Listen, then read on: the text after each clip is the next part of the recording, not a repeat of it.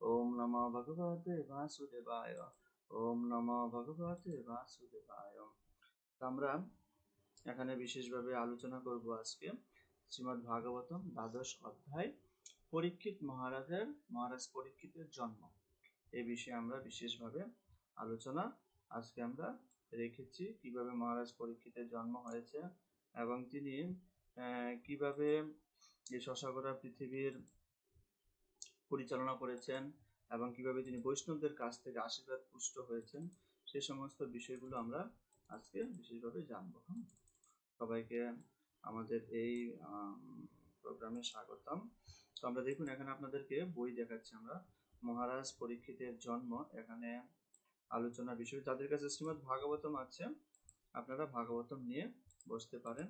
মহারাজ পরীক্ষিতের জন্ম শ্লোক নম্বর 1 আমরা সবাই উচ্চারণ করব। আপনারাও আমার সঙ্গে উচ্চারণ করুন। শ্রী শৌনক উবাচ অশ্বত্থামা উপসৃষ্টন ব্রহ্ম শীর্ষ উরু তেজস উত্তরায়াম হত গর্বম ঈশেন আজীবিত পুনঃ। তো অনুবাদটুকু আমরা পড়ব এখান থেকে। অনুবাদে কি বলা হয়েছে? শৌনক মুনি বললেন, অশ্বত্থামার দ্বারা উপসৃষ্ট ভয়ঙ্কর এবং অপরাজয় ব্রহ্মাস্ত্রের দ্বারা মহারাজ পরীক্ষিতের জননী উত্তরাদেবীর গর্ভ বিনষ্ট হয়ে গিয়েছিল, কিন্তু পরমেশ্বর ভগবানের দ্বারা মহারাজ পরীক্ষিত রক্ষা পান। এখানে এই যে প্রশ্নটি তুলেছেন শৌনক আদি ঋষিরা, একচুয়ালি আমরা এখন কোথায় পড়ছিলাম, কোথায় আছি এখন আমরা? ভগবান হস্তিনাপুর থেকে কোথায় গিয়েছেন? দ্বারকায় গিয়েছেন। 10ম অধ্যায় বর্ণনা করা হয়েছে এবং 11তম অধ্যায় বর্ণনা করা হয়েছে ভগবান দ্বারকায় যে গমন করলেন, আমরা গত দিন আলোচনা করেছি। সেখানে দ্বারকার মহিষীদের সঙ্গে তার যে বার্তালাপ এবং দ্বারকাবাসীরা ভগবানকে যেভাবে গ্রহণ করেছেন সেগুলো আমরা শ্রবণ করেছি, তাই না? তো আজকে আমরা বিশেষভাবে এখানে আলোচনা করছি বা আলোচনায় আমরা এসেছি যে এখানে হঠাৎ করে শৌনক আদি ঋষিরা যারা আছেন, এই শৌনক আদি ঋষিরা হঠাৎ করে তারা প্রশ্ন করে বসেছেন। কি প্রশ্ন করেছেন শৌনক আদি ঋষিরা? যে তারা প্রশ্ন করেছেন যে এই যে আমাদের যে শুনালেন আপনি পরীক্ষিত মহারাজের কথা, এই পরীক্ষিত মহারাজ তিনি কিভাবে প্রকৃতপক্ষে এই যে পরীক্ষিত মহারাজের কথা আপনারা শুনিয়েছেন, তার যে জন্মের সময় আমরা দেখি যে তাকে ব্রহ্মাস্ত্র দেওয়া হয়েছিল, তাই না? তো ব্রহ্মাস্ত্র যাকে দেওয়া হয়েছিল জন্মের সময়, তিনি কিভাবে এই ব্রহ্মাস্ত্র থেকে মুক্ত হলেন এবং তিনি কিভাবে ভগবানের আশীর্বাদ গ্রহণ করলেন এবং এই যে ব্যাপারগুলো জানতে চেয়েছেন। এই ঘটনাটা কখন ঘটেছিল? এগুলো কিন্তু আগেই ঘটেছিল, তাই না? এটা কিন্তু আগেই ঘটেছিল এই ঘটনাটা, কিন্তু আগে ঘটে যাওয়া ঘটনাটা তারা পূর্বে আবার জানতে যাচ্ছেন। ভগবান অলরেডি দ্বারকায় চলে গেছেন, সেগুলো বর্ণনা হয়ে গেছেন, দ্বারকাবাসীরা ভগবানকে গ্রহণ করেছেন, সেগুলো বর্ণনা হয়ে গেছে। তো আবার তারা নতুন করে জানতে চাচ্ছেন। এখন প্রশ্ন হতে পারে তারা কেন জানতে চাচ্ছেন নতুন করে, প্রকৃতপক্ষে কি জানতে চাচ্ছেন তারা, তাই না?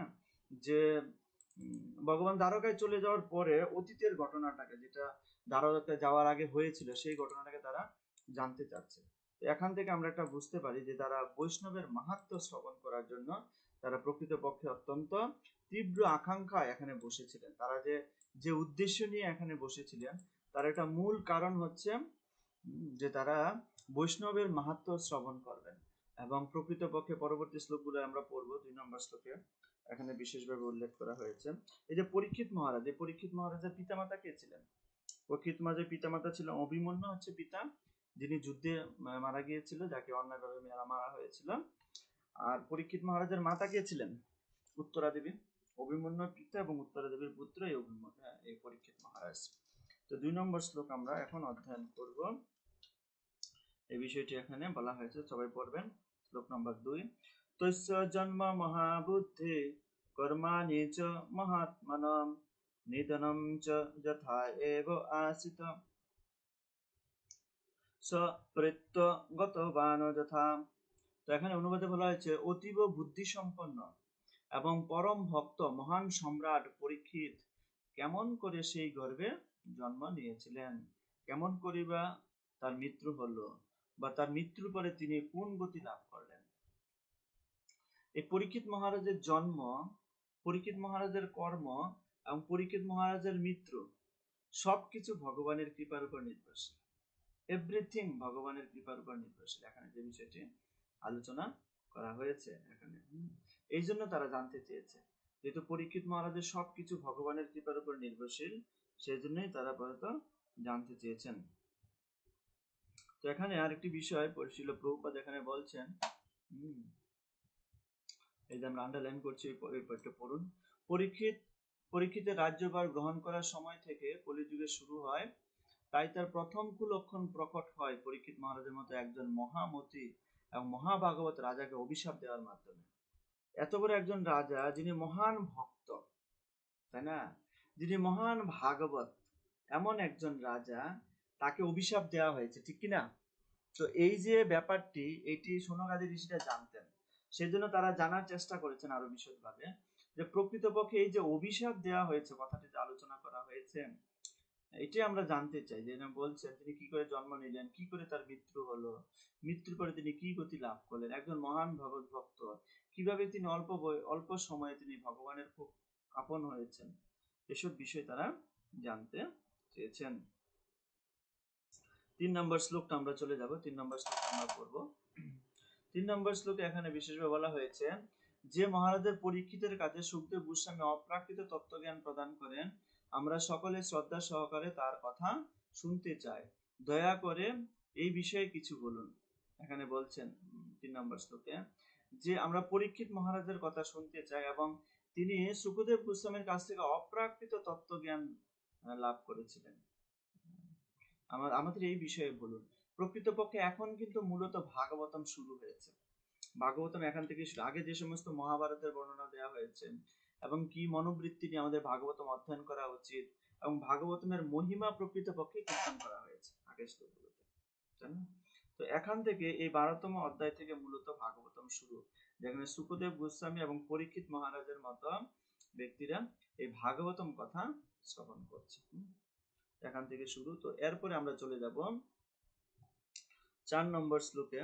এখানে বিশেষ, আচ্ছা 3 নম্বর শ্লোকের তাৎপর্য ছিল, প্রভুপাদ খুব ইম্পর্টেন্ট কথা বলেছেন এখানে, তাৎপর্যটুকু আমরা একটু এক জায়গায় পড়ব। মহারাজ পরীক্ষিত এবং সুখদেব গোস্বামী ছিলেন, এটা আমি আপনাদেরকে আন্ডারলাইন করে দিচ্ছি, এই লাইন থেকে এই লাইন, এই যে আপনারা দেখতে পাচ্ছেন, মহারাজ পরীক্ষিত এবং সুখদেব গোস্বামী ছিলেন প্রথম দুটি সাধনের, অর্থাৎ শ্রবণ এবং কীর্তনের সাধক, তাই তারা উভয়ই তাদের প্রশংসনীয় প্রচেষ্টার সফল হয়েছিলেন। এই প্রকার ঐকান্তিক শ্রবণ এবং কীর্তনের ফলে দিব্যজ্ঞান লাভ হয়, এছাড়া অন্য কোনো উপায়ে তা সম্ভব নয়। কেবলমাত্র এই শ্রবণ এবং কীর্তনের মাধ্যমেই ভগবত ভক্তি বা দিব্য জ্ঞান লাভ হয়। এখানে শিল প্রভুপাদ এই কথাটি উল্লেখ করেছেন, দুইজনই সাধক, একজন শ্রবণ করছেন, একজন অধ্যয়ন করছেন। তো দুইটি ভক্তির অন্যতম অঙ্গ, শ্রবণ এবং কি বলে এটাকে, পঠন বা আলোচনা করা বা প্রচার করা, এই দুইটাই হচ্ছে অত্যন্ত ইম্পর্টেন্ট বিষয়, একটা শ্রবণ, একটা কীর্তন। সবার শেষে শিল প্রভুপাদ এখানে দেখুন একটা কথা বলেছেন, এই যে এখানে আপনারা দেখতে পাচ্ছেন, দিব্য জ্ঞান লাভ করার একমাত্র উপায় হচ্ছে সদ্গুরুর কাছে নিষ্ঠাপূর্বক শ্রবণ করা। দিব্য জ্ঞান লাভ করার এটা হচ্ছে একমাত্র উপায়। এই যে আমাদের সবসময় প্রশ্ন করে থাকে, যারা দীক্ষা নেবেন তাদেরকে কিন্তু ম্যাক্সিমাম সময় একটা প্রশ্ন করেছে, অফিস থেকে হোক, যারাই হোক, সবাই একটা প্রশ্ন করেছে যে আপনি কেন দীক্ষা নেবেন? আপনি তো প্রসাদ গ্রহণ করছেন, আপনি সবকিছু গ্রহণ করছেন, আপনার দীক্ষা নেওয়ার কি প্রয়োজন আছে, কেন দীক্ষা নিচ্ছেন? এই বিষয়ে এখানে বিশেষভাবে আলোচনা করা হয়েছে। কি আলোচনা করা হয়েছে? কেন আমরা দীক্ষা নিব বা আমাদের দীক্ষার প্রয়োজন কি? কারণ দিব্য জ্ঞান কেবলমাত্র সদ্গুরুর কাছ থেকে শ্রবণ করার মাধ্যমে হয়। অনেকে অনেক শাস্ত্র জ্ঞান করেছে, কিন্তু আমরা দিব্য জ্ঞান লাভ করতে পারি না যদি আমরা কোনো শুদ্ধ ভক্তের শ্রীমুখ থেকে ভগবানের কথা শ্রবণ না করি। শুধু শাস্ত্র জ্ঞান বা শাস্ত্রের অধ্যয়ন করেই কিন্তু কেউ দিব্য জ্ঞান লাভ করতে পারে না বা ভক্তি লাভ করতে পারে না। দিব্য জ্ঞান বা ভক্তি লাভ করতে হলে তাকে সদ্গুরুর চরণে আসতে হয়, এই জন্য আমরা দীক্ষা গ্রহণ করি।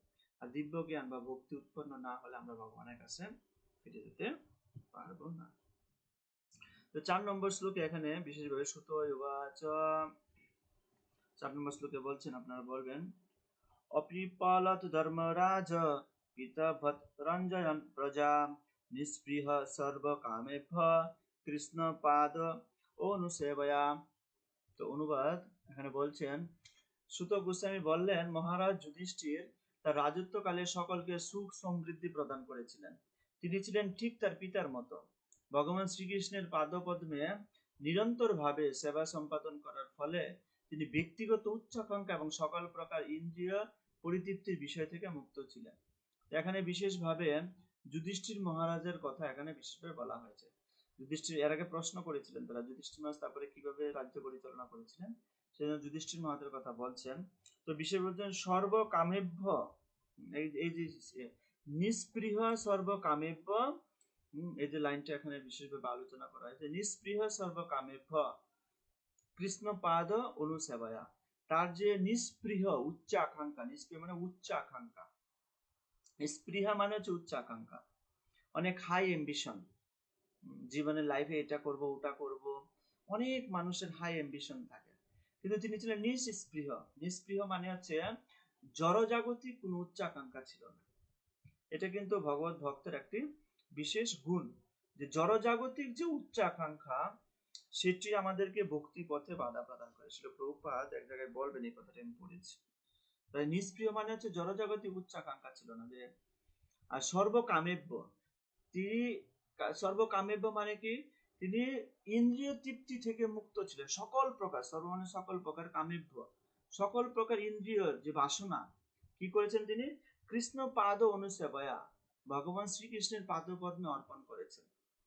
তাই একদিক থেকে যুধিষ্ঠির মহারাজ ছিলেন নিষ্প্রিয়। নিষ্প্রিয় মানে হচ্ছে তার জাগতিক কোন উচ্চ আকাঙ্ক্ষা ছিল না। আর দ্বিতীয় হচ্ছে সর্বকামেভ্য। সর্বকামেভ্য কথার অর্থ হচ্ছে যে তার যত কামনা বাসনা ছিল ভগবানের চরণে অর্পণ করেছেন। এই যে কামনা বাসনা ভগবানের চরণে অর্পণ করা মানে কি, একটি জিনিস এখানে স্পষ্ট, যে জীব কখনো কামনা বাসনা থেকে মুক্ত হতে পারে না। সে চাইলেও কখনো কামনা বাসনা থেকে মুক্ত হতে পারে না। জীব কখনোই পারে না কামনা বাসনা থেকে মুক্ত হতে। কিন্তু কখনো কামনা বাসনা থেকে মুক্ত হতে পারে না, এটি ঠিক, কিন্তু তার কামনা বাসনাকে সে ডাইভার্ট করতে পারে। কিভাবে ডাইভার্ট করতে পারে? তার কামনা ভগবানের জন্য, ভগবানের সেবা করার জন্য, ভগবানকে সন্তুষ্টি বিধান করার জন্য, ভগবানের প্রীতি সাধন করার জন্য তার সমস্ত কামনা থাকতে পারে। তো আমরা জড় কামনা থেকে চিন্ময় কামনায় আমরা রূপান্তরিত করতে পারি নিজেকে, যেটা যুধিষ্ঠির মহারাজ করেছিলেন। তো এখানে 4 নম্বর শ্লোকে দেখুন শেষের দিকে তাৎপর্য একটা জিনিস আমরা পড়বো। তাৎপর্যে সবার শেষে ছিল প্রভুপাদ এখানে বিশেষভাবে মহারাজ যুধিষ্ঠির মতো রাজা চেয়েছিলেন। এই যে দেখুন আমি আন্ডারলাইন করছি এখানে তাৎপর্যটুকু, এখানে খুব ইম্পর্টেন্ট কথা বলেছেন। মহারাজ যুধিষ্ঠিরের মতো রাজা চেয়েছিলেন যে তার শাসন ব্যবস্থার সকলে, বিশেষ করে উন্নত চেতনা সম্পন্ন মানুষেরা যেন ভগবান শ্রীকৃষ্ণের ভক্ত হয়, যাতে সকলেই জড়জগতের তুচ্ছ আকর্ষণ থেকে মুক্ত হতে পারে। তার শাসনের মূল উদ্দেশ্য ছিল সমস্ত নাগরিকদের মঙ্গল সাধন করা, কেননা তার সততার প্রতিমূর্তি রূপে তিনি তাদের প্রকৃত মঙ্গল সাধনের উপায় সম্বন্ধে পরিপূর্ণ রূপে অবগত ছিলেন। তো এটা একটা রাজার একটা বিশেষ আদর্শ, সমস্ত নাগরিকদের মঙ্গল সাধন করা। তো রাজা কিভাবে নাগরিকদের মঙ্গল সাধন করেন? দুই ভাবে। একটি হচ্ছে রাজা তাদের দৈহিক যে মঙ্গল সাধন সেটিও করেন, আর একটা হচ্ছে আত্মার যে মঙ্গল সাধন সেটিও করেন। দুইটি তারা করেন। দৈহিক মঙ্গল সাধন কোনটি? যেটা হচ্ছে যেমন তাদের জন্য স্কুল কলেজ তৈরি করা, জাগতিক বিদ্যা তাদেরকে প্রদান করা, হাসপাতাল নির্মাণ করা, সঠিক আহারের ব্যবস্থা করা, তাদের পুষ্টির ব্যবস্থা করা, সবাই যেন আহার গ্রহণ করতে পারে পর্যাপ্ত পরিমাণে, যখন সময় মতো বৃষ্টি হয়, যেন ফসল উৎপন্ন হয়, এই সমস্ত ব্যবস্থা করা। এটা হচ্ছে দেহগত মঙ্গল সাধন। আর আরেকটি মঙ্গল সাধন হচ্ছে আত্মিক মঙ্গল সাধন বা আত্মার মঙ্গল সাধন। আত্মিক মঙ্গল সাধনটা কি? প্রকৃতপক্ষে যে আত্মা ভগবানের সঙ্গে যুক্ত হতে চায়। আত্মার দুঃখটা কি প্রকৃতপক্ষে? আত্মা কেন দুঃখী, বা প্রকৃতপক্ষে আমরা কেন দুঃখী? কারণ হচ্ছে আমরা ভগবান থেকে দূরে আছি। আমি কি? আমি হচ্ছে আত্মা। আত্মা যখন ভগবানের থেকে দূরে আছে, ভগবানের সঙ্গ পাচ্ছে না, সেটা দুঃখী হবেই। একটি ছোট শিশু যদি তার মা বাবা থেকে দূরে চলে যায়, তাহলে তো সে দুঃখী হবেই। ঠিক তদ্রূপ আত্মা যেহেতু ভগবান থেকে দূরে আছে সেই জন্য সে দুঃখী। এই আত্মাকে ভগবানের সঙ্গে যুক্ত করানো এটি একটি মঙ্গল সাধন। এই দুই প্রকারের মঙ্গল সাধন রয়েছে। এখন রাজা দুই প্রকারের মঙ্গল সাধন আলোচনা করেন, সবার জন্য করেন। কিন্তু আমাদের দেশে এখন বর্তমানে বা প্রত্যেকটি দেশেই যে শারীরিক মঙ্গল সাধন নিয়ে সবাই ব্যস্ত, কিন্তু আত্মিক মঙ্গল সাধনে কোনো কেউ ব্যস্ত নয়। তাতে কি হবে? শারীরিক মঙ্গল সাধনের রেজাল্ট কি হবে? মৃত্যুর পরে সেই শরীরটা তো পুড়ে দিবে বা মাটির তলে গুছে দিবে, যে কোনো একটা কিছু তো করবে। তাতে এই মঙ্গল আলটিমেটলি আমাদের মঙ্গল হচ্ছে না। আলটিমেট মঙ্গল কি? আত্মার মঙ্গল। আত্মা যদি ভগবানের পায়, আত্মা যদি ভগবানকে লাভ করতে পারে, তাহলে সেটি হচ্ছে প্রকৃত মঙ্গল না। এটি এখানে বিশেষভাবে বোঝানো হয়েছে। তো আমরা এরপরে চলে যাচ্ছি 6 নম্বর শ্লোকে। 6 নম্বর শ্লোকে এখানে বিশেষভাবে আলোচনা করা হয়েছে, হে ব্রাহ্মণগণ, মহারাজের যুধিষ্ঠির ঐশ্বর্য এমনই মনোমুগ্ধকর ছিল যে স্বর্গের অধিবাসীরা তা লাভ করার বাসনা করতেন, কিন্তু যেহেতু তিনি ভগবানের সেবায় মগ্ন ছিলেন, তাই ভগবত সেবা ভিন্ন অন্য কিছুই তাকে সন্তুষ্ট করতে পারত না। যেহেতু যে ব্যক্তি ভগবানের সেবায় যুক্ত, তাহলে এখন আমরা একটা পয়েন্ট আউট করতে পারি। হ্যাঁ, এখানে একটা বিষয় পয়েন্ট আউট করব, সেটা হচ্ছে যে ব্যক্তি ভগবানের সেবায় যুক্ত তার একটি কি গুণ আছে আমরা এখানে বোর্ডে লিখবো। ঠিক আছে, আপনারা বোর্ড দেখতে পাচ্ছেন। ভক্তের গুণ, ভক্তের গুণাবলী।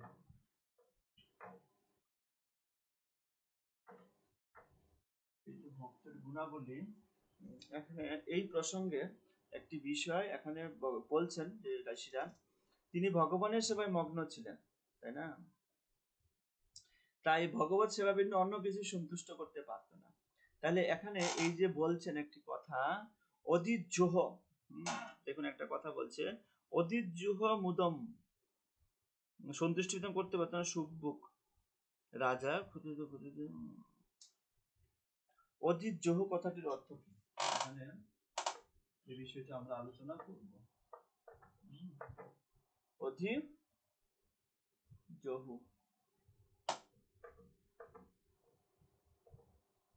এই যে অদিজোহ কথাটির অর্থ এখানে বিশেষভাবে আলোচনা করা হয়েছে, যিনি ভগবানের পরম ভক্ত, যিনি ভগবানের সংস্পর্শে যুক্ত, এরকম একজন ভগবানের পরম ভক্ত।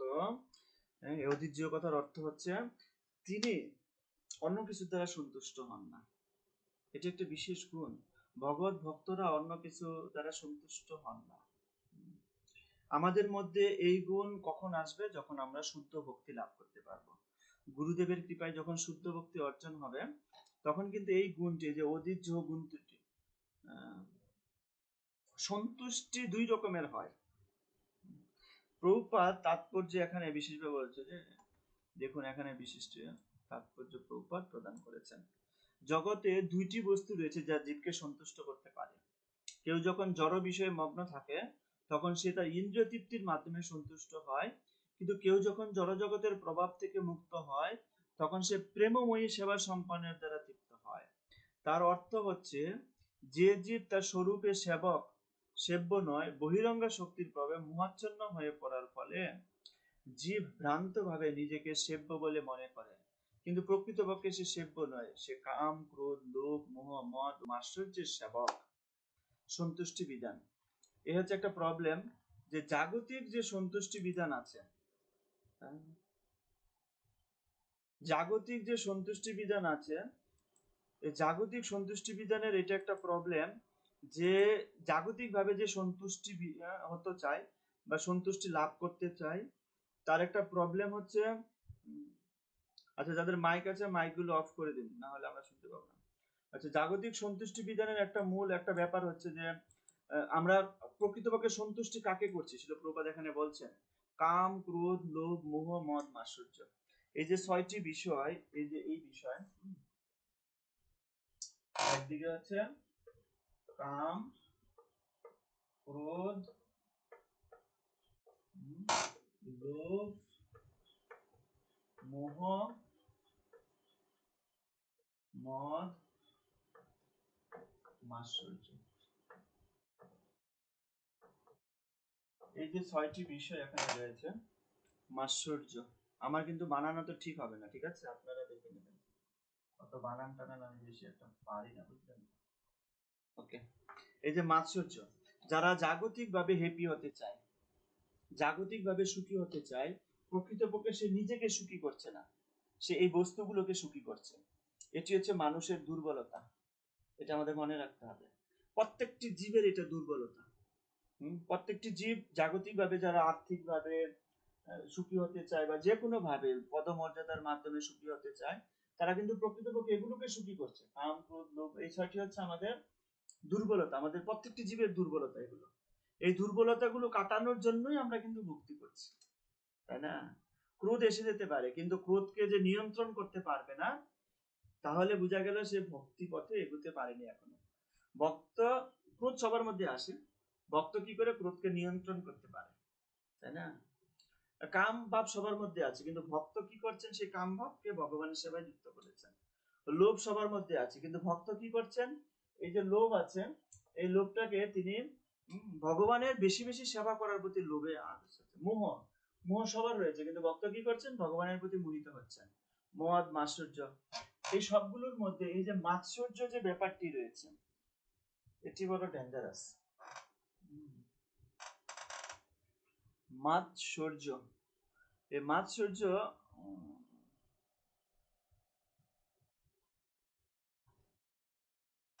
দেখলাম, মাৎসর্য বানান ঠিক হয়েছে ভগবান জানে, দেখ আপনারা বুঝে নেবেন। এই যে মাৎসর্য যে ব্যাপারটি রয়েছে, এটি কিন্তু ভগবানের সেবায় কখনো লাগে না, এটি কোনোদিনও ভগবানের সেবায় যুক্ত হবে না। মাৎসর্য ব্যাপারটি সবগুলো ভগবানের সেবায় যুক্ত হয়, কিন্তু মাৎসর্য কোনোদিনও ভগবানের সেবায় যুক্ত হয় না। ভক্তিনাথ ঠাকুর বলেছেন যে মানুষ সবগুলো ত্যাগ করতে পারে, কাম, ক্রোধ, লোভ, মোহ, মদ, এই 5টি ত্যাগ করতে পারে, কিন্তু মাৎসর্য ত্যাগ করা অত্যন্ত কঠিন। শুদ্ধ ভক্তের সঙ্গ না হলে, শুদ্ধ ভক্তের সঙ্গ না পেলে কেউ এটিকে ত্যাগ করতে পারে না। একমাত্র ভক্ত সঙ্গের মাধ্যমে মাৎসর্য ত্যাগ হয়, তাই না? আর আরেকটি এখানে বলছেন যে কৃষ্ণ সেবা, আজকে বিকালবেলা আমাদের অর্ঘ্যপ্রভু ক্লাস দিয়েছিলেন, হ্যাঁ, কৃষ্ণ প্রভুপাদের অনেকগুলো তাৎপর্য দিয়েছিলেন কৃষ্ণ সেবার উপরে। কেউ যদি কৃষ্ণ সেবায় যুক্ত হয়, তাহলে অটোমেটিক্যালি এগুলো সে, এই জন্য অর্ঘ্যপ্রভু একটা আজকে বিকালে ভগবত গীতার একটা ক্লাস দিয়েছিলেন না, যে একজন বলছে মন্দিরে যে আমি জব করব, জব ইচ্ছে সব, আমি জব ছাড়া অন্য কিছু কেন করব, কি প্রয়োজন আছে আমার জব ছাড়া অন্য কিছু করার, যদি জবের মাধ্যমে ভগবানের কাছে ফিরে যেতে পারি, আমি অন্য কিছু কেন করব। তো এখানে এটা হচ্ছে ব্যাপার, যে যদি শুধু জব করি, কৃষ্ণ সেবায় যুক্ত না হই, প্রিচিং না করি, বুক ডিস্ট্রিবিউশন না করি, মন্দিরের সেবা না করি, মন্দিরের থালা বাসন এগুলোকে ছোট মনে করি, তাহলে কি হবে, এই কাম, ক্রোধ, লোভ, মোহ এসে কি করবে, আমার জবকে উদাও করে নিয়ে চলে যাবে নিয়ে একদম নিয়ে চলে যাবে। এজন্য কৃষ্ণ সেবা প্লাস হরিনাম, কৃষ্ণ সেবা প্লাস হরিনাম দুইটাই অত্যন্ত ইম্পর্টেন্ট বিষয়। এই দুইটাকে জাগ্রত করার জন্য কি প্রয়োজন, এই দুইটাকে জাগ্রত করার জন্য শ্রবণ, শুধু শ্রবণ নয়, শ্রবণ আগ্রহ, শ্রবণ কার সঙ্গে, সাধু সঙ্গে, সাধু সঙ্গে শ্রবণ, বোঝা গেল ব্যাপারটি। এটা কিন্তু, এটা হচ্ছে বেসিক প্রিন্সিপাল সমস্ত শাস্ত্রের। কৃষ্ণ সেবা প্লাস হরিনাম, এই দুইটি এই 5টিকে নষ্ট করবে, এই দুইটিকে জাগ্রত করার জন্য কি প্রয়োজন, সাধুর সঙ্গে শ্রবণ, ভগবানের কথা শ্রবণ। এই যে আমরা নিয়মিত ভাবে ভগবানের কথা শ্রবণ করছি, এটি হচ্ছে মূল মাহাত্ম্য। ঠিক আছে, তারপর আমরা এরপরে চলে যাব 7 নম্বর শ্লোকে। এখানে 7 নম্বর শ্লোকে এখানে অনুবাদক একজন পড়ুন। তো এরপরে বলছেন সুত গোস্বামী, তিনি বলছেন, হে বিগু শ্রেষ্ঠ সৈনিক, হে বিগু নন্দন সৌনক ঋষি, মাতা উত্তরার গর্ভে অবস্থান করে মহাবীর পরীক্ষিত অশ্বত্থামা কর্তৃক নিক্ষিপ্ত ব্রহ্মাস্ত্রের তাপে যখন দগ্ধ হচ্ছিলেন, তখন তিনি পরমেশ্বর ভগবানকে দর্শন করেছিলেন।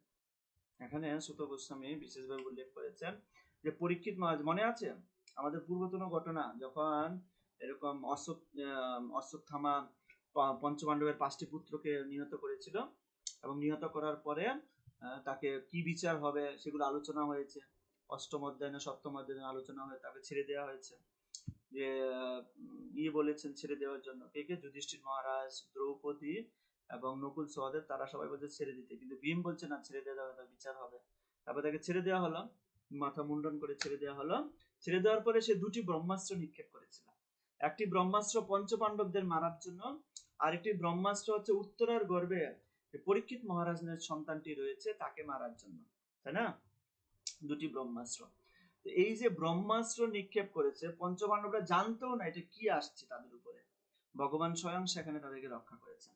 এবং পরীক্ষিত মহারাজের কাছে মারার জন্য উত্তরার গর্ভে যে ব্রহ্মাস্ত্র নিক্ষেপ করেছিলেন, সেই ব্রহ্মাস্ত্র উত্তরার গর্ভের সন্তানটিকে মারতে এসেছিলেন, ভগবান সেখানে তাকে রক্ষা করেছিলেন।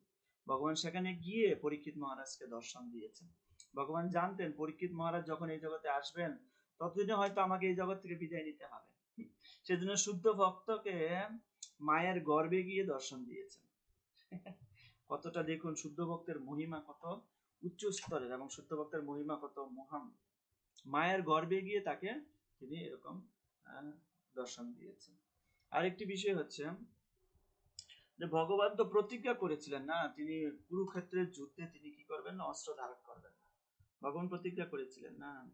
আরেকটি বিষয় হচ্ছে যেটা আমরা আলোচনা করব আজকে বিশেষভাবে, সেটা হচ্ছে যে যখন কুরুক্ষেত্রের যুদ্ধে ভীষ্মদেবকে ভগবান অস্ত্র হাতে নিয়েছেন ভীষ্মদেবকে নিয়ে থামানোর জন্য, তো এই যে ভীষ্মদেব, তার আগে কি করেছিল, দুর্যোধন ভীষ্মদেবকে খেপিয়ে তুলেছিল। আমার মনে হচ্ছে না আপনি খুব ভালোভাবে যুদ্ধ করছেন, আপনি পঞ্চপাণ্ডবদেরকে ভালোবাসেন, সেজন্য আপনি আমাদের সঙ্গে ভালো করে যুদ্ধ করছেন না। তো তখন ভীষ্মদেব বলছেন যে আগামীকাল আমি হয় পঞ্চপাণ্ডবদেরকে বধ করব, নতবা কৃষ্ণকে অস্ত্র ধারণ করতে হবে, এই প্রতিজ্ঞাটি তিনি করেছিলেন। তো তখন দুর্যোধন ভেবেছিল যে যদি কৃষ্ণকে অস্ত্র ধারণ করতে হয় তাহলে সমস্ত পৃথিবীতে কৃষ্ণের দুর্নাম ছড়িয়ে যাবে। কেন? এই যে বাসুদেব কৃষ্ণ, তার দুর্নাম ছড়িয়ে যাবে। কেন? কারণ হচ্ছে কৃষ্ণ প্রতিজ্ঞা করেছেন তিনি অস্ত্র ধারণ করবেন না, কিন্তু তথাপি তিনি অস্ত্র ধারণ করেছেন, তাহলে তার দুর্নাম হবে সমস্ত পৃথিবীতে। আর পঞ্চপাণ্ডব যদি মারা যায় তাতে আমার লাভ হবে, দুই দিক থেকে আমার লাভ। আগামীকাল দুর্যোধন একটা ক্যালকুলেশন করে ফেলেছে, দুই দিক থেকে আমার লাভ, তাই না? তো তারপরে আমরা দেখতে পাই ভগবান কুরুক্ষেত্রের যুদ্ধে যখন দেখলেন ভীষ্মদেব এমন ভাবে তীর মারছেন, অর্জুন তীর বাঁচাতে বাঁচাতেই রথ থেকে পড়ে গেছে। এগুলো আমরা আগে ব্যাখ্যা করেছি, আগে হিস্টোরি। এবং এমন তীর কৃষ্ণ অর্জুনকে বাঁচাতে গিয়েও হিমশিম খেয়ে যাচ্ছে পুরো, অর্জুনের অবস্থা একবার তছনছ হয়ে গেছে ভীষ্মদেবের তীরে। তখন ভগবান বাধ্য হলেন, তখন সিদ্ধান্ত হলো, এখন প্রশ্ন সিদ্ধান্ত হলো, এখন ভগবান কি অস্ত্র ধরবেন কি ধরবেন না, কি করা উচিত ভগবানের, অস্ত্র ধরা উচিত কি ধরা উচিত না। তো ভগবান ভাবলেন যদি আমি অস্ত্র না ধরি তাহলে আমি অর্জুনকে রক্ষা করতে পারবো না, অর্জুন আমার ভক্ত। আর যদি আমি অস্ত্র ধারণ করি, যদি সমস্ত পৃথিবীতে আমার অপযশ হয়, যদি সমস্ত মানুষ, পৃথিবীর মানুষ আমাকে মিথ্যাবাদীও বলে, আমার কিছু যায় আসে না, তাই না? কারণ আমি আমার ভক্তকে রক্ষা করার জন্য আমি অস্ত্র ধারণ করব, আমার ভক্তকে রক্ষা করতে হবে। রক্ষা না করলে, আরেকটি অনেক মাহাত্ম্য রয়েছে, ভীষ্মদেব চেয়েছিলেন ভগবান যেন অস্ত্র ধারণ করে। তো প্রকৃতপক্ষে যে ভগবান তার কথা রাখলেন না এবং তিনি যে অস্ত্র ধারণ করলেন, তাতে কি ভগবানের সম্মান কমেছে না বেড়েছে? প্রকৃতপক্ষে ভগবান কিন্তু আরো মহিমান্বিত হয়েছে। কেন? কারণ ভগবান তার ভক্তকে রক্ষা করার জন্য অস্ত্র ধারণ করেন, নিজের জন্য নয়। নিজের জন্য ভগবান রামচন্দ্র দেখেছি যে বনে চলে গেছেন, 14 বছর বনে কাটিয়ে এসেছেন, নিজের জন্য কোনোদিন কিছু করেনি ভগবান। যা করেছেন জীবের কল্যাণের জন্য, অস্ত্র ধরেছেন, কথা ভঙ্গ করেছেন, সব কিছু করেছেন জীবের কল্যাণের, তার ভক্তকে রক্ষা করার জন্য। আর মায়ের কথা রাখতে গিয়ে নিজে তিনি কি করলেন, বনে চলে গেলেন। ঠিক এখানে এই বিষয়টি আলোচনা করা হয়েছে যে এই যে উত্তরার গর্ভে যে এরকম পরীক্ষিত মহারাজ রয়েছেন এবং তার মধ্যে যে ব্রহ্মাস্ত্র নাম মারা হয়েছিল, আর এই ব্রহ্মাস্ত্র একটা বিশেষ বৈশিষ্ট্য হচ্ছে, ব্রহ্মাস্ত্র যেখানে মারবে, যাকে টার্গেট করে মারবে শুধু সেই মরবে, অন্য কেউ মারা যাবে না। সেজন্য আর এই ব্রহ্মাস্ত্রকে নিরস্ত করার জন্য কোন রকমের অস্ত্র সেই সময় ছিল না, ঠিক S-400 এর মতো। S-400 একটা এই পৃথিবীতে একটা বড় অস্ত্র, এখন একে নিরস্ত্র করার মতো অস্ত্র এখনো বের করতে পারছে না কেউ, তাই না? ঠিক তদ্রুপ এই ব্রহ্মাস্ত্র ছিল এরকম যে এই একে নিরস্ত্র করার মতো অস্ত্র এখনো বের হয়নি। তো ভগবান কি করলেন, স্বয়ং সেখানে ভগবান এখানে বলছেন যে ভগবান গদা রূপে পরবর্তী শ্লোকে পরীক্ষিত মহারাজকে দর্শন দিয়েছেন। তো পরবর্তী শ্লোকে আমরা বিশেষভাবে যাব এখানে ভগবান কিভাবে গেছেন। আচ্ছা, এখানে আরেকটি তাৎপর্য, বিশেষ মাহাত্ম্যপূর্ণ তাৎপর্য রয়েছে, আমরা একটু তাৎপর্যটা পড়ব। এই যে এখানে একটা তাৎপর্য আছে, এটা পড়বো আমরা। মৃত্যুর পর জীব সাধারণত 7 মাস ধরে সমাধিস্থ অবস্থায় থাকে। জীব তার কর্ম অনুসারে পিতার বীর্যের দ্বারা মাতার গর্ভে প্রবেশ করেন এবং এইভাবে সে তার বাঞ্ছিত দেহ প্রাপ্ত হয়। এটি জীবের পূর্বকৃত কর্ম অনুসারে জন্মগ্রহণের নিয়ম। তার মানে আমরা যে পরিবারে জন্মগ্রহণ করছি, আমাদের পূর্বকৃত কর্ম অনুসারে আমরা কিন্তু জন্মগ্রহণ করছি। নিজের যোগ্যতায় আমরা জন্মগ্রহণ করছি না। কেউ বলতে পারে আমি এই পরিবারে জন্মগ্রহণ করছি, এটা হতে পারে তুমি ভাগ্যবান বা তুমি পূর্বকৃত কর্ম অনুসারে করেছো। তো পরীক্ষিত মহারাজ যে এখানে জন্মগ্রহণ করেছেন, এটি কিন্তু পরীক্ষিত মহারাজ নিশ্চয়ই অনেক ভাগ্যবান। এটা আরেকটি বিষয় এখানে ছিল, প্রপাত বলছেন পরীক্ষিত মহারাজ যখন তার মাতার গর্ভে ছিলেন তখন অশ্বত্থামার দ্বারা নিক্ষিপ্ত ব্রহ্মাস্ত্রের দ্বারা তিনি আহত হন এবং তার ফলে তিনি প্রচন্ড তাপ অনুভব করেছিলেন। কিন্তু যেহেতু তিনি ছিলেন ভগবানের ভক্ত, তাই ভগবান তার সর্বশক্তিমত্তার প্রভাবে সেই গর্ভে আবির্ভূত হন এবং শিশু পরীক্ষিত তখন দেখতে পেয়েছিলেন যে কেউ তাকে রক্ষা করতে এসেছেন। সেই অসহায় অবস্থাতেও শিশু পরীক্ষিত সে অসহ্য তাপ সহ্য করেছিলেন, কেননা তার প্রকৃতি তিনি ছিলেন একজন মহান যোদ্ধা। তো পরীক্ষিত মহারাজ একজন বিশাল যোদ্ধা হবেন, তিনি কিন্তু জন্মের সময় পরিচয় দিয়ে দিয়েছেন। এই ব্রহ্মাস্ত্রের যে তাপ, একজন সাধারণ শিশু এই ব্রহ্মাস্ত্রের তাপে কখনো বাঁচতে পারে না, কিন্তু পরীক্ষিত মহারাজ বেঁচে ছিলেন। কেন? কারণ তিনি আগের থেকে নির্ধারিত হয়েছিল যে তিনি অত্যন্ত বড় যোদ্ধা হবেন। তারপর আমরা 9 নম্বর শ্লোকে এখানে বিশেষভাবে বলবো। সুতোষ সেন বলছেন, অনুবাদ, ভগবান ছিলেন চতুর্ভুজ সম্পন্ন। তার করণে ছিল তপ্ত কাঞ্চনের কুণ্ডল এবং ক্রোধ বশত তার চক্ষু হয়েছিল আরক্তিম। তিনি যখন পরিভ্রমণ করেছিলেন তখন তার গদা উল্কার মতো নিরন্তর তার চতুর্দিকে ঘুরছিল। তো ভগবান যে রূপ নিয়ে তাকে দর্শন দিয়েছিলেন, চতুর্ভুজ সম্পন্ন রূপ হচ্ছে বিষ্ণু রূপে তিনি তাকে দর্শন দিয়েছিলেন। কর্ণ ছিল তপ্ত কাঞ্চনের কুণ্ডল, ভগবান এখানে কুণ্ডল পরিধান করেন। আজকাল দেখি অনেক ছেলেরাও পরে, ভালোই লাগে। এবং ক্রোধ বশত তার চক্ষু হয়েছিল আরক্তিম। আচ্ছা, ভগবানের ক্রোধ আসে কোত্থেকে? এখানে বলছে ভগবানের যে ক্রোধ আসে, ভগবান ক্রোধিত হয়েছেন। কেন ক্রোধিত হয়েছেন? কারণ ভগবান একজন শুদ্ধ ভক্তকে এইভাবে মেরে ফেলার জন্য প্ল্যানিং করা হয়েছে। ভগবান কখন ক্রোধ করেন? আমরা শ্রীমদ ভাগবতমে আরো অনেক জায়গায় দেখতে পাই ভগবান ক্রোধ করছেন। কে বলতে পারবেন আর কোথায় ক্রোধ করছেন ভগবান? শ্রীমদ ভাগবতম অনেক জায়গায় দেখতে পাই যে ভগবান ক্রোধ করছেন। কে বলতে পারবেন কোথায় কোথায় ক্রোধ করে? যেমন আমরা দেখতে পাই যখন বৃত্তাসুর এই জগতে এসেছিল, তো বৃত্তাসুরের সময় বৃত্তাসুর এত প্রভাব বিস্তার করেছিল, তো সেই বৃত্তাসুরের সময়, সেই বৃত্তাসুরের অবস্থান কালে তখন দেবতারা ভগবানের কাছে গিয়েছিলেন। ইন্দ্র, অন্যান্য দেবতারা ব্রহ্মাকে নিয়ে ভগবানের কাছে গিয়েছিলেন। তো ভগবান সেখানে প্রকট হওয়ার পরে ইন্দ্র বলছেন ভগবানকে, ভগবান বৃত্তাসুরকে কি করে বধ করা যায়, কি করে মারা যায় এত বড় অসুরকে? ভগবান ওখানে রেগে গিয়েছিলেন, প্রচন্ড ভাবে রেগে গিয়েছিলেন। এই যে ভগবানের ক্রোধ প্রকাশ পেয়েছিল, তাই না? এই যে ভগবানের ক্রোধ কখন প্রকাশ পায়? যখন আমরা কোনো বৈষ্ণব নিন্দা করব, আমরা যখন কোনো বৈষ্ণবের চরণ অপরাধ করব, আমরা যখন কোনো বৈষ্ণবকে কষ্ট দিব, তখন কিন্তু ভগবান অত্যন্ত ক্রোধ প্রকাশ করেন। ভগবান খুব কষ্ট পায়। এই জিনিসটা আমাদের বুঝতে হবে।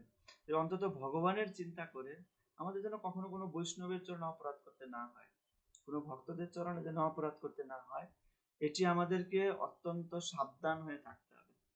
এই যে আমরা এখানে দেখিয়েছি যে কৃষ্ণ সেবা, হরিনাম, এই দুইটা কোথা থেকে আসবে? শ্রবণের, সাধু সঙ্গে শ্রবণ। শ্রবণ করতে গিয়ে সাধু সঙ্গ করতে হবে, আর সাধু সঙ্গ করতে গিয়ে যদি অপরাধ হয়ে যায় তাহলে সমস্যা তৈরি হবে। সেজন্য আমাদের বলছে সবসময় সাবধান থাকার জন্য। এখানে যে ভগবান ক্রোধ হয়েছে কেন? তার ভক্তকে মারার জন্য প্ল্যানিং করা হয়েছে, এই জন্য ভগবান ক্রোধিত হয়েছে। এই বিষয়টি এখানে বিশেষভাবে আলোচনা করা হয়েছে। তারপরে আমরা চলে যাব সরাসরি 14 নম্বর শ্লোকের অনুবাদে আমরা চলে যাব সরাসরি। 14 নম্বর শ্লোকে সেখানে বলছেন ভগবান, দেখুন 14 নম্বর শ্লোকে এখানে বলছেন, কিভাবে কখন এবং কোথায় দান করতে হয় সে বিষয়ে অভিজ্ঞ মহারাজ যুধিষ্ঠির পুত্র সন্তানের জন্ম উপলক্ষে ব্রাহ্মণদের স্বর্ণ, গাভী, ভূমি, গ্রাম, হস্তি, অশ্ব ও উত্তম অন্ন শস্যাদি দান করেছিলেন। তো আমরা দেখতে পেয়েছি পরীক্ষিত মহারাজকে ভগবান সেখানে তাকে দর্শন দিয়েছেন এবং ভগবান সেখানে প্রকট হয়েছেন এবং ভগবান শঙ্খ, চক্র, গদা, পদ্ম, তার মধ্যে গদা এবং চক্র এই দুইটি জিনিস নিয়ে ভগবান সেখানে প্রকট হয়েছিলেন। এবং কেন দুটি জিনিস নিয়ে গেছেন? ভগবান তো কোথাও কোথাও অসুরদেরকে নিধন করার জন্য, তার ভক্তকে রক্ষা করার জন্য বেশিরভাগ ক্ষেত্রে তিনি চক্র ইউজ করেন, কিন্তু পরীক্ষিত মহারাজকে বাঁচানোর জন্য ভগবান এই ক্ষেত্রে শুধু চক্র ইউজ করেননি, দুটি অস্ত্র ইউজ করেছেন, একটা গদা, একটা চক্র। কেন? চক্রের উপরে ভগবানের বিশ্বাস কমে গেছে তাই না? যখন 22 বছরে হরিদাস ঠাকুরকে ব্যত্রাঘাত করছিলেন, তখন হরিদাস ঠাকুরকে যারা মারছিলেন, ভগবান সেখানে চক্র পাঠিয়েছিলেন তাদেরকে মারার জন্য। হরিদাস ঠাকুর সেই চক্রের কাছে আবেদন করছেন যে আপনি তাকে কিচ্ছু করবেন না। চক্র কার কথা শুনবে? ভগবানের কথা না ভক্তের কথা? চক্র ভক্তের কথা শুনে চলে আসছে। তো বিভিন্ন জায়গায় আমরা দেখেছি ভগবানের চক্র ভগবানের চেয়ে ভক্তের কথা বেশি শুনে ফেল মেরে গেছে। তো ভগবানকে কি করতে হয়েছে? চৈতন্য মহাপ্রভু তিনি নিজের পিঠ হরিদাস ঠাকুরের পিঠে রেখেছেন। এজন্য যত ব্যত্রাঘাত হয়েছিল ভগবান সহ্য করেছেন। কি করবে? চক্র কাজ করছে না। এজন্য ভগবান এখানে চক্র এবং গদা দুটি নিয়ে উত্তরার গর্ভে প্রবেশ করেছেন। আর গদা দিয়ে চারদিক থেকে এমন একটা বায়ু বাতাবরণ তৈরি করেছেন, সেজন্য ব্রহ্মাস্ত্র ওখান থেকে উধাও হয়ে গেছে। এখন শিশু জন্ম হয়েছে, জন্ম হওয়ার পর যুধিষ্ঠির মহারাজ প্রচুর দান করছেন। দানের কথা বলতে গিয়ে এখানে সুত গোস্বামী বলছেন কখন, কোথা, কিভাবে দান করতে হয় এই বিষয়ে যুধিষ্ঠির মহারাজ অত্যন্ত নিপুণ। অর্থাৎ এখানে বিশেষভাবে সুত গোস্বামী খুব উল্লেখ করেছেন দানের বিষয়ে যেন ভক্তরা খুব সুনিপুণ থাকে। আমরা বেশিরভাগ ক্ষেত্রে যারা নেশাগ্রস্ত তাদেরকে যেন দান করতে না দেয়। আপনি ট্রেনে বসে আছেন, কোন একজন ভিখারি আসলো আপনার কাছে, একে এসে বললো 2 টাকা দিন, আপনি 2 টাকা দিলেন, সেটা নিয়ে সিগারেট খেলো বা নেশা করলো, এটার ফল কে ভোগ করবে? আপনাকে ভোগ করতে হবে। সেজন্য দান কাকে করতে হয়, কাকে করলে কতটুকু ফল পাওয়া যায়। আমি শুনেছি ব্রাহ্মণদেরকে দান করলে সেই দানের দ্বিগুণ পাওয়া যায়, দ্বিগুণ আপনার কাছে রিটার্ন আসবে সেই দানের। আপনি এখন দেখতে পাচ্ছেন না, কিন্তু একদিন না একদিন আসবে সেটা রিটার্ন। আর যদি কেউ বৈষ্ণবদেরকে দান করে, সেই দানের 4 গুণ আপনার কাছে রিটার্ন আসবে, ভগবান আবার রিটার্ন করবে আপনাকে। সুতরাং দান করলে কেউ ফকির হয়ে যাবে, কেউ গরিব হয়ে যাবে এরকম ব্যাপার নেই। দান করলে আপনার পুণ্য সঞ্চয় হবে এবং আপনার সম্পদের পরিমাণ আরো বাড়বে। এটা কিন্তু একটা বৈদিক ফিলোসফি দানের ক্ষেত্রে। আর ভগবানকে দান করলে তাকে জন্ম মৃত্যুর চক্র থেকে উদ্ধার করে।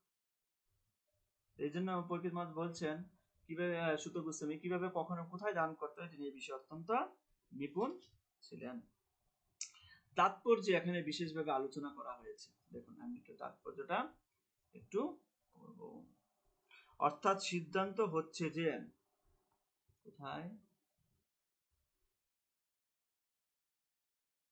এই যে দেখুন শিল প্রভুপাদ এখানে বলছেন শাস্ত্রের নির্দেশ অনুসারে দান এমন ব্যক্তিদের দেওয়া উচিত যারা তাদের আধ্যাত্মিক বিকাশের বলে দান গ্রহণের যোগ্য। তথাকথিত দরিদ্র নারায়ণেরা ভগবান সম্বন্ধে অনাধিকারী ব্যক্তিদের এক ভ্রান্ত ধারণা মাত্র।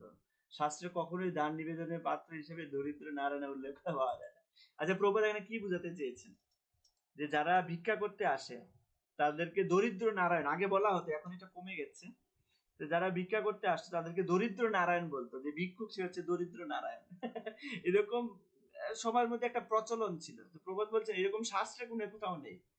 অতিথি নারায়ণ, দরিদ্র নারায়ণ, কাস্টমার নারায়ণ এই সমস্ত বিষয়গুলো ওখানে প্রচলিত ছিল। তো প্রভুপাদ বলছে না, এগুলো বিষয় শাস্ত্র অনুমোদন নেই, সমস্ত কথাবার্তা আমরা বলি কথাবার্তা। হ্যাঁ,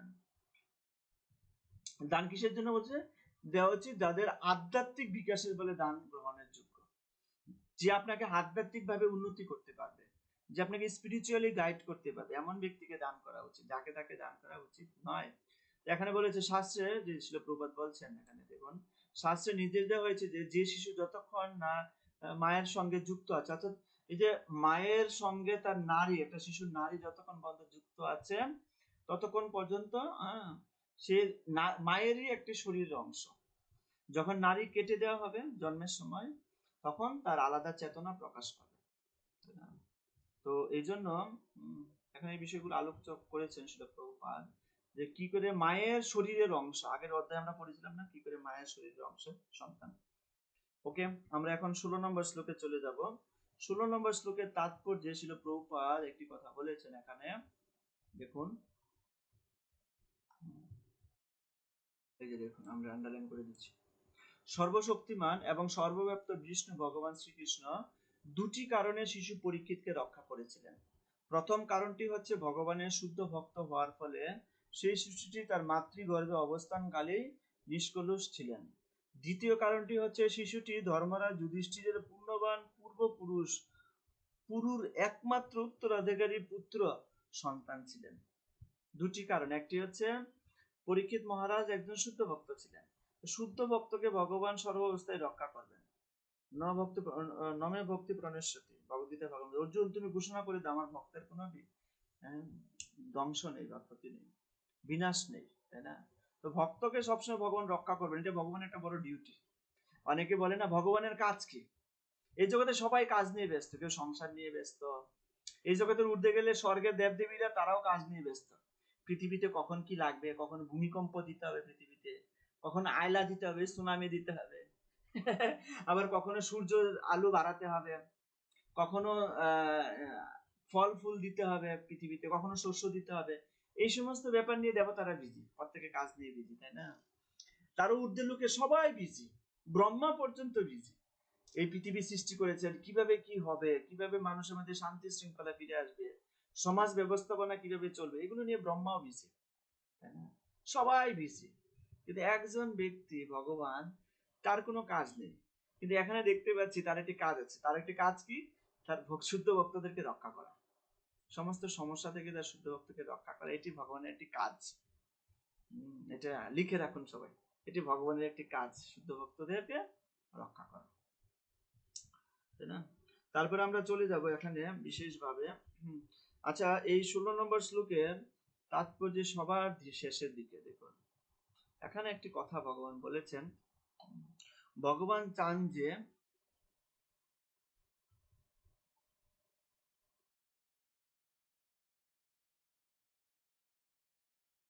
এই যে এখানে দেখুন, এই যে আন্ডারলাইন করে দিচ্ছি, আপনারা পড়তে পারবেন। ভগবান চান যে জড়জগতে ভ্রাম্যমান বদ্ধ জীবেরা যেন উদ্ধার লাভ করে এবং তাদের প্রকৃত আলোয় ভগবতমে ফিরে যায়। তাই তিনি বেদের মতো অপ্রাকৃত শাস্ত্র রচনা করে সাধু মহাত্মার দ্রুত রূপে প্রেরণ করেন এবং তার প্রতিনিধিকে গুরু রূপে নিযুক্ত করে তাদের সহায়তা করে। এই যে ভগবান শাস্ত্র, সাধু আর গুরু, এই তিনটি জিনিস ভগবান এই জগতে আমাদের কল্যাণের জন্য প্রদান করেছে, তাই না? এই জন্য প্রত্যেকদিন 1 ঘন্টা শাস্ত্র অধ্যয়ন, 1 ঘন্টা হচ্ছে সাধু সঙ্গ, কিভাবে ভাগবত শ্রবণ, এটাও সাধু সঙ্গ হচ্ছে। আবার সব ঘুম থেকে উঠে গুরুদেবের প্রণাম মন্ত্র উচ্চারণ করা, ঘুমাতে যাওয়ার সময় গুরুদেবের প্রণাম মন্ত্র উচ্চারণ করা, ভোগ লাগানোর সময়, যে কোনো শুভ কার্য করার সময় গুরুদেবের প্রণাম মন্ত্র সব সময় উচ্চারণ করা উচিত, তাতে মঙ্গল সাধন হবে। সাধু, শাস্ত্র এবং গুরু, এই তিনটি প্রদান করেছেন ভগবান, যেন আমরা ভগবত ধামে ফিরে যেতে পারি ভগবানের কাছে। সাধুকে বাদ দিলে হবে না, শাস্ত্রকে বাদ দিলে হবে না, আবার গুরুদেবকে বাদ দিলে হবে না। তো সাধুকে কখনো কখনো আমরা কি করি, কোনো সাধুকে বেশি মর্যাদা দেই, আবার কোনো সাধুকে একটু কম মর্যাদা দেই। আমাদের এটা ব্যালেন্স করতে হবে। সব সাধু আমাদের কাছে সমান। আমরা অথরিটির কথা বলবো, এখানে প্রভুপাদ অনেক জায়গায় অথরিটির কথা বলেছে, পরবর্তী শ্লোকে আসবে। যারা অথরিটি তারা চিন্তা করবে কে ভালো কে খারাপ, তাই না? অথরিটির দায়িত্ব এটা। কিন্তু ইন জেনারেল আমাদের কাজ কি? আমাদের কাজ হচ্ছে সমস্ত ভক্তদের প্রতি সমান শ্রদ্ধা অর্পণ করা, এটি আমাদের একটি বড় গুরুত্বপূর্ণ ব্যাপার। কোনো ভক্তের প্রতি আমি বেশি শ্রদ্ধাশীল, আবার কোনো ভক্তের কম শ্রদ্ধাশীল, এরকম নয়। শ্রদ্ধা সবার প্রতি সমান থাকবে, কিন্তু কারো প্রতি আমার মমতা বেশি থাকতে পারে, কারো প্রতি আমার স্নেহ বেশি থাকতে পারে, কারো প্রতি আমার আগ্রহ বেশি থাকতে পারে, কিন্তু শ্রদ্ধা যেন সবার প্রতি সমান থাকে। 17 নম্বর শ্লোকের অনুবাদে আমরা পড়ব, পরমেশ্বর ভগবান বিষ্ণু কর্তৃক যেহেতু রক্ষিত হয়েছিলেন, তাই এই শিশুটি জগতে বিষ্ণু রাত নামে প্রসিদ্ধ হবেন। হে মহাভাগ্যবান, এই শিশুটি যে ভগবানের উত্তম ভক্ত হবেন এবং সমস্ত সদ্গুণে বিভূষিত হবেন সে সম্বন্ধে কোনো সন্দেহ নেই। এই যে শিশুটি, তারপরে সমস্ত ব্রাহ্মণেরা আসলেন, মহারাজ যুধিষ্ঠির তিনি দান করতে শুরু করলেন, এবং ব্রাহ্মণেরা এসে সেই শিশুর পুষ্টি নির্ধারণ করতে শুরু করলেন। আগে এরকম পুষ্টি নির্ধারণ হতো, তো তিনি এই পুষ্টি নির্ধারণ করতে শুরু করলেন, এবং সেটা কি হবে সেই পুষ্টি তারা ব্যাখ্যা করছেন। এই যে শিশুটি জন্ম হয়েছে, যে জন্মের সময় ভগবান তাকে দর্শন দিয়েছেন, তাকে রক্ষা করেছেন, তাই না? তার ফিউচার কি হবে সেটা তিনি বলছেন, যে বিষ্ণু রাত নামে প্রসিদ্ধ হবেন, কারণ ভগবান বিষ্ণু দ্বারা তিনি সবসময় রক্ষিত, এবং উত্তম ভক্ত এবং সদ্গুণে বিভূষিত শিশুদের কোনো সন্দেহ নেই, তিনি অত্যন্ত উত্তম ভক্ত হবেন। এটি হচ্ছে প্রথম পাওয়া যায়। এই 17 নম্বর শ্লোকের তাৎপর্য শিল প্রভুপাদ শেষের দিকে বলেছেন, দেখুন একটি কথা, এই যে আমি আন্ডারলাইন করে দিলাম, যে বংশে মহাভাগবতের জন্ম হয় সেই বংশ অত্যন্ত ভাগ্যশালী, কেননা একজন মহাভাগবতের জন্ম হওয়ার ফলে পরিবারের বিগত, বর্তমান এবং ভবিষ্যতের বংশধরগণ ভগবানের কৃপায় উদ্ধার লাভ করে। তাই ভগবানের অনন্য ভক্ত হওয়ার দ্বারাই কেবল বংশের সর্বশ্রেষ্ঠ উপকার সাধন হয়। এখানে প্রবাদ বলছেন, কোনো ভক্তের, কোনো বংশে যদি একজন ভক্ত হয়, তাহলে সেই বংশের সবাই উপকৃত হতে পারে। প্রহ্লাদ মহারাজের ক্ষেত্রে আমরা দেখতে পেয়েছি, ধ্রুব মহারাজের ক্ষেত্রে আমরা দেখতে পেয়েছি।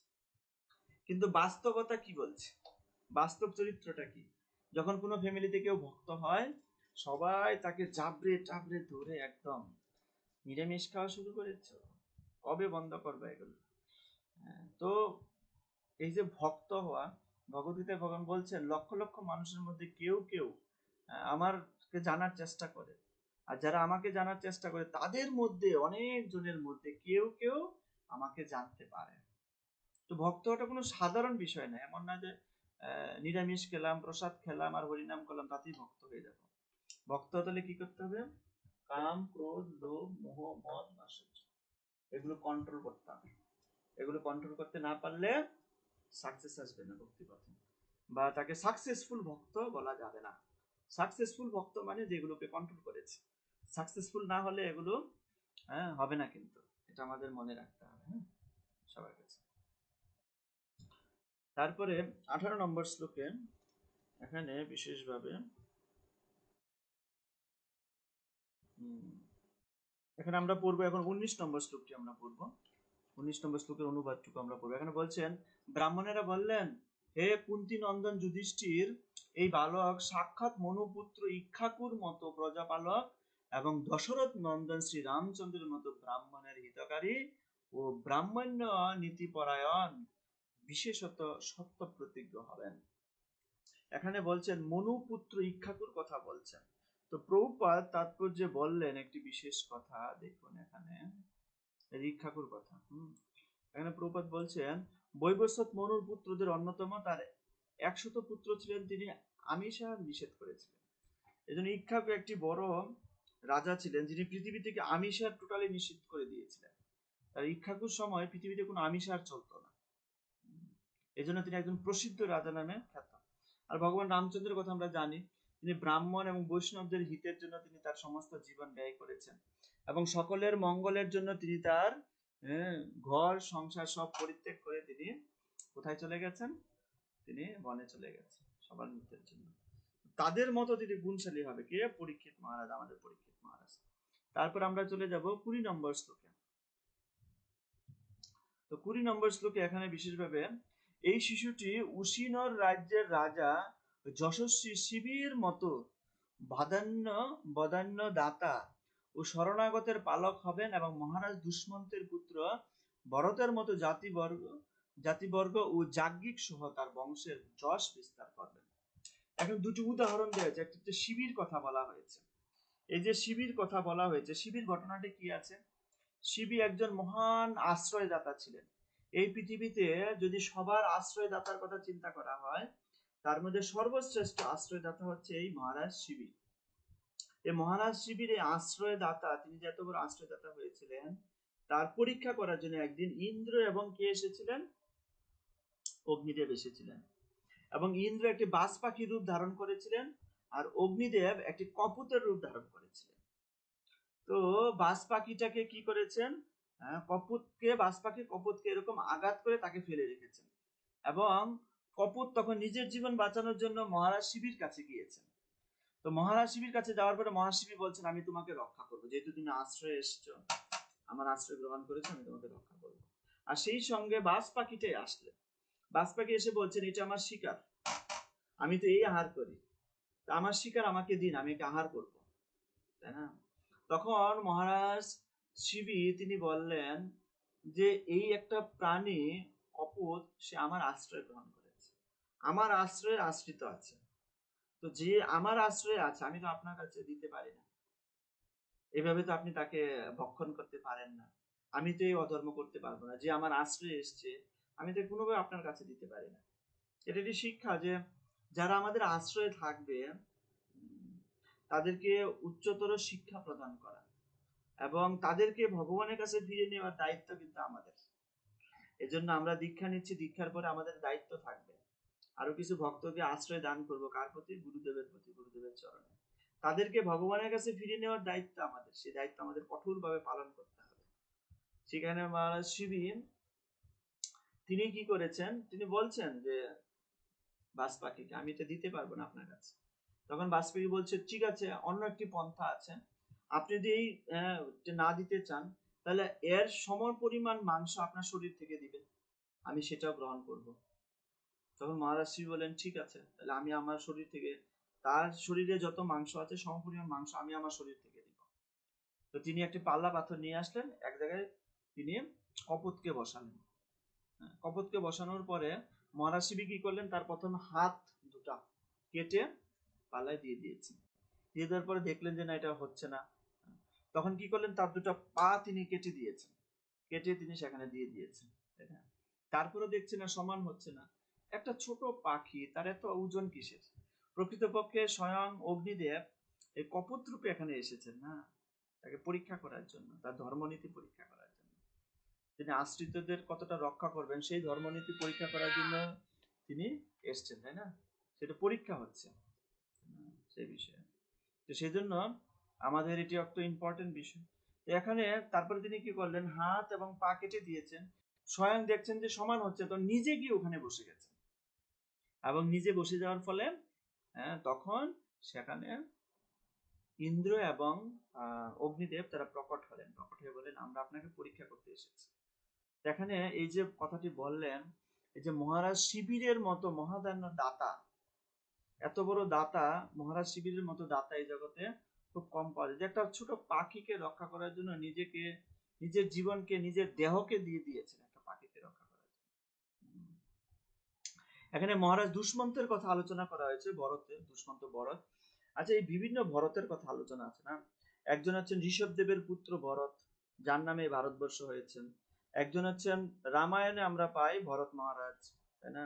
আর এখানে দুষ্মন্তের পুত্র ভরতের কথা বিশেষভাবে এখানে আলোচনা করা হয়েছে। এই ভরত অত্যন্ত খ্যাতির উপযুক্ত হয়েছিলেন।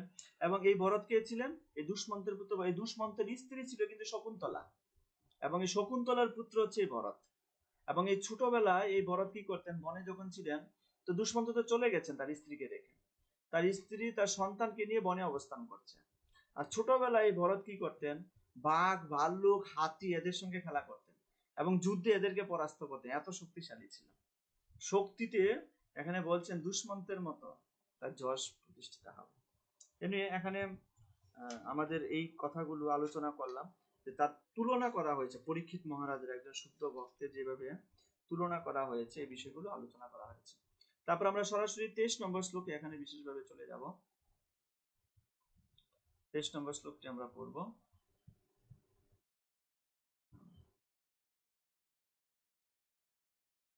অনুবাদ: এই শিশুটি মানসিক সাম্যতার পিতামহ যুধিষ্ঠির অথবা ব্রহ্মার সমতুল্য হবেন। কৈলাস পর্বতের অধিপতি শিবের মতো তিনি মহাবদান্য হবেন এবং লক্ষ্মী দেবীরও আশ্রয়স্থল পরমেশ্বর ভগবান শ্রী নারায়ণের মতোই তিনি প্রত্যেকের আশ্রয় হবেন। তো এই যে আশ্রয় একটা বড় বিষয়, তাই না? এই যে এখানে বিশেষভাবে আলোচনা করা হয়েছে যে পরীক্ষিত মহারাজের যে বিশেষ গুণাবলী, তো এখানে তিনি একদিকে যুধিষ্ঠির মহারাজের মতো গুণাবলী, আবার ব্রহ্মার মতো গুণাবলী। তাহলে পরীক্ষিত মহারাজ কত গুণাবলী সম্পন্ন ছিলেন, তাই না? যাকে রক্ষা করার জন্য ভগবান স্বয়ং হয়েছে। এখানে একটা বিষয় ছিল, প্রভুপাদ বলছেন, এই যে দেখুন, শাসন অবস্থায় সর্বোচ্চ দায়িত্ব সম্পন্ন ব্যক্তিকে যাদের জন্য তিনি কার্য করে থাকেন তাদেরই কাছ থেকে নানা প্রকার সমালোচনা এবং আঘাত সহ্য করতে হয়। প্রভুপাদ একটা ম্যানেজমেন্ট দুর্বলতা তিনি বলেছেন এখানে। হ্যাঁ, ভগবানের সর্বশ্রেষ্ঠ ভক্ত গোপীকেরা পর্যন্ত ব্রহ্মা সমালোচনা করেছিলেন। যারা এরকম দায়িত্ব সম্পন্ন কাজ করবেন, বড় বড় দায়িত্ব নিয়ে কাজ করছেন, তাদেরকে কি এরকম অনেক সমালোচনা সহ্য করতে হয়। তো যারা দায়িত্ব নিয়ে কাজ করছেন তাদের কাজ কি? সহ্য করা। সমালোচনা হবে কিন্তু সহ্য করতে হবে, তাই না? আর যারা সমালোচনা করছেন তাদের কাজ কি? সমালোচনা বন্ধ করা। তো দেখছেন গোপীকেরা ব্রহ্মার পর্যন্ত নিন্দা করেছেন, আপনি চোখের পাতা কেন দিয়েছেন? চোখের পাতার পড়ার সময় যে সময়টুকু, অল্প সময়, সেই সময়টা আমরা কৃষ্ণকে দর্শন করতে পারি না। এটি আমাদের জন্য অত্যন্ত দুঃখের ব্যাপার। হ্যাঁ, গোপীকেরা ব্রহ্মাকে এরকম ভাবে বলছিলেন। সেই জন্য ম্যানেজমেন্ট করা, কোনো কিছু পরিচালনা করা খুব চারটিখানি কথা নয়, খুব সাধারণ কথা নয়, তাই না? অনেক সমালোচনা আমাদেরকে সহ্য করতে হয়। এনে 25 নম্বর শ্লোকে এখানে বিশেষভাবে আলোচনা করা হয়েছে। আর 25 নম্বর শ্লোকের অনুবাদটুকু পড়ব। 25 নম্বর শ্লোকের অনুবাদে এখানে বলা হয়েছে, এই শিশুটি ধৈর্যে বলি মহারাজের মতো হবেন, প্রহ্লাদ মহারাজের মতো নৈষ্ঠিক কৃষ্ণ ভক্ত হবেন, বহু অশ্বমেধ যজ্ঞ অনুষ্ঠান করবেন এবং বৃদ্ধ ও অনেক বিজ্ঞ ব্যক্তিদের অনুগমন করবেন। যুধিষ্ঠির মহারাজ 3টি অশ্বমেধ যজ্ঞ করেছিলেন, কিন্তু এই পরীক্ষিত মহারাজ তিনি বহু অশ্বমেধ যজ্ঞ করবেন। এত, তার মানে তার দাদুকে ছাড়িয়ে চলে যাবে, এত মহান দাদু পিতামহ। প্রহ্লাদ মহারাজের মতো নৈষ্ঠিক কৃষ্ণ ভক্ত হবেন, ধ্রুব মহারাজের মতো ধৈর্যশালী হবেন। ধৈর্য কি? ধ্রুব মহারাজের ধৈর্যের কি প্রমাণ পাওয়া যায়? ধ্রুব মহারাজ শুক্রাচার্যের মতো গুরুকে পরিত্যাগ করে ভগবানের শরণাগত হয়েছে। ভগবান একে একে সবকিছু নিয়ে নিচ্ছে, সবকিছু নিমিষে নিয়ে নিয়েছে, কিন্তু বলি মহারাজ কিন্তু তিনি ধৈর্য ছাড়েননি, ধৈর্য হারা হননি। ভগবানকে পাওয়ার জন্য অসৎ গুরুকে ত্যাগ করেছেন, ভগবানকে পাওয়ার জন্য সব ত্যাগ করেছেন, যা সারা জীবন কামিয়েছিল, সাম্রাজ্য, অর্থ, সম্পদ সব নিয়ে নিয়েছে ভগবান। তারপরেও বলি মহারাজ ধৈর্য হারাননি। এজন্য ধৈর্য অত্যন্ত ইম্পর্টেন্ট বিষয়, তাই না? আমাদের জীবনে বাধা আসবে, সমস্যা আসবে, কিন্তু ধৈর্যের সঙ্গে সেগুলো মোকাবেলা করতে হবে। তো এখানে 26 নম্বর শ্লোকের তাৎপর্য ছিল, প্রভুপাদ এখানে বলছেন, এই যে দেখুন এখানে এই যে 4টি লক্ষণ, কলির 4টি লক্ষণ এখানে বিশেষ আলোচনা করেছে। প্রথমটা কি? মাদক দ্রব্য, অবৈধ স্ত্রী সঙ্গ, ধূতক্রিয়া এবং কসাইখানা। আমরা আস্তে আস্তে ধীরে ধীরে যাব, এগুলো কোথা থেকে এসছে, যে 4টি নিয়ম আমরা পালন করি। তো প্রকৃতপক্ষে পরীক্ষিত মহারাজ কলিকে 4টি স্থান দিয়েছিলেন। কলি পরীক্ষিত মহারাজের কাছে প্রার্থনা করেছিলেন, আমাকে কিছু স্থান দিন আপনার রাজ্যে থাকার জন্য। তখন পরীক্ষিত মহারাজ, ঠিক আছে, 4টি জায়গা তোমাকে দিলাম। প্রথম জায়গাটি কি দিয়েছিলেন? যেখানে মদিরালয়, যেখানে মদ বিক্রি হবে, নেশা বিক্রি হবে, সেই জায়গায় তুমি থাকবে। দ্বিতীয়ত অবৈধ স্ত্রী সঙ্গ, যেখানে বেশ্যালয়, টাকার বিনিময়ে স্ত্রী সম্ভোগ হবে, সেখানে তুমি থাকবে। তৃতীয়ত ধূতক্রিয়া, যেখানে ক্যাসিনো রয়্যাল, বড় বড় যেখানে মানুষ এরকম জুয়া খেলবে, তাস পাশা খেলবে, সেখানে তুমি থাকবে। এবং শেষেরটি হচ্ছে কসাইখানা, যেখানে পশুর মাংস বিক্রি করবে টাকার বিনিময়ে এবং সেগুলো গ্রহণ করবে লোকে। সেই 4টি জায়গা পরীক্ষিত মহারাজ কলিকে দিয়েছিল। তার মানে এই 4টি কাজে যারা যুক্ত আছেন তারা কলির দ্বারা প্রভাবিত আছে এবং তারা পাপ করছে, তাই না? তো অনেকেই বলে যে ভগবদ্গীতা কোথায় আমিষের কথা নিষেধ আছে। তো দৃষ্টি না থাকলে কোথাও নেই, দৃষ্টি থাকলে সব জায়গায় আছে। ভাগবতমে তো এই সমস্ত বিষয়ে বিশাল আলোচনা রয়েছে, শেষে এইগুলো বিষয় নিয়ে প্রচুর আলোচনা রয়েছে। এই যে পাপ কাজ, এই পাপ কাজের বিষয়ে আলোচনা রয়েছে না। তো এখানে এই যে ছিল প্রভুপাদ বিশেষভাবে এখানে আলোচনা করা হয়েছে। মাংসাহারে লিপ্ত কলহপ্রিয় দুর্বৃত্তদের কিভাবে দমন করে শান্তি ও নৈতিকতার প্রতিষ্ঠা করতে হয় সেই শিক্ষা সমস্ত রাষ্ট্রের জ্ঞানবান শাসকদের মহারাজ পরীক্ষিতের কাছ থেকে লাভ করা কর্তব্য। এই কলিযুগে কলহের এই সমস্ত বিভাগগুলো চালাবার জন্য ন্যায়সঙ্গ ভাবে অনুমতি প্রদান করা হচ্ছে। অতএব রাজ্যে শান্তি ও নৈতিকতা আশা করা যায় কিভাবে?